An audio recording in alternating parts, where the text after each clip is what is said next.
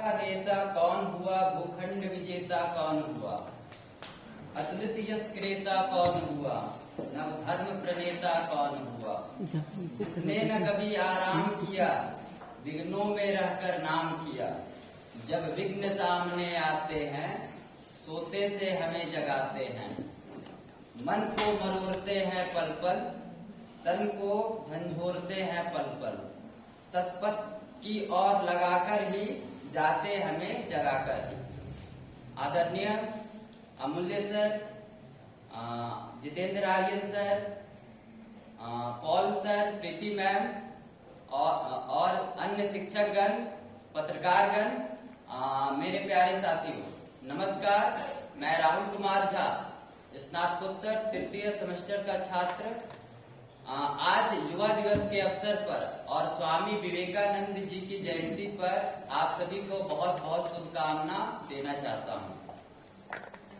स्वामी विवेकानंद जी, अगर वर्तमान समय में बात की जाए तो स्वामी शब्द सुनकर हमें लगता है कि कोई ढोंगी या साधु या स्कैमर की छवि आती है, लेकिन स्वामी विवेकानंद जी के जो विचार थे वो पूरी दुनिया के लिए आज प्रेरणा का स्रोत है। स्वामी विवेकानंद जी को अगर हम कहें तो वे he was the science, he was the man of science. उन्हें हम एक विज्ञान के व्यक्ति भी कह सकते हैं।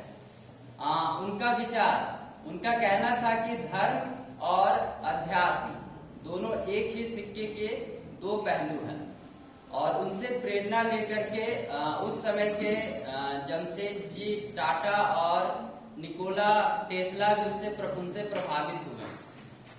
वर्तमान समय में स्वामी विवेकानंद जी की बचपन की बात की जाए तो स्वामी विवेकानंद जी बचपन में मैथ और अन्य विषय में तो तेज नहीं थे, लेकिन वह अध्यात्म के और विज्ञान के वो भक्त थे। जब वे अपने गुरु रामकृष्ण परमहंस से मिले और जब उन्होंने वैदिक शिक्षा ग्रहण की तो उन्हें लगा कि भारतीय वेद में जरूर कुछ खास बात है, जिससे दुनिया को कुछ ना कुछ नई शिक्षा दी जा सकती है। क्योंकि 1890 का जो दशक था, उस समय हमारी छवि दुनिया भर में एक गुलाम देश के तौर पर थी।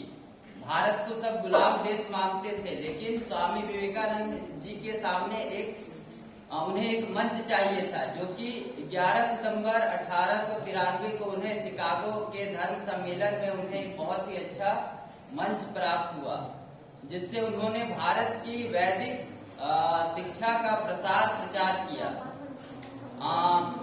स्वामी विवेकानंद जी आज के समय में अगर मनुष्य जाति की बात की जाए या उस समय की बात की जाए तो लोग आज धर्म के नाम पर अलग अलग होने का प्रयास करते हैं।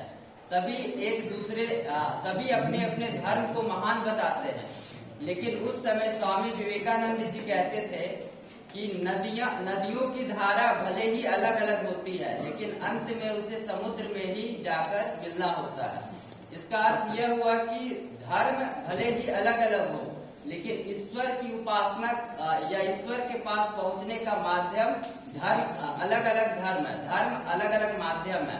यानी इसका अर्थ यह हुआ कि हम अंत में हमें एक ही लक्ष्य की ओर अग्रसित होना है।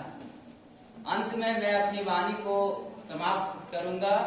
उनके एक सुविचार थे। उनका यह सुविचार है कि जब तक जीना है तब तक सीखना है, क्योंकि अनुभव ही एक सर्वश्रेष्ठ शिक्षक है।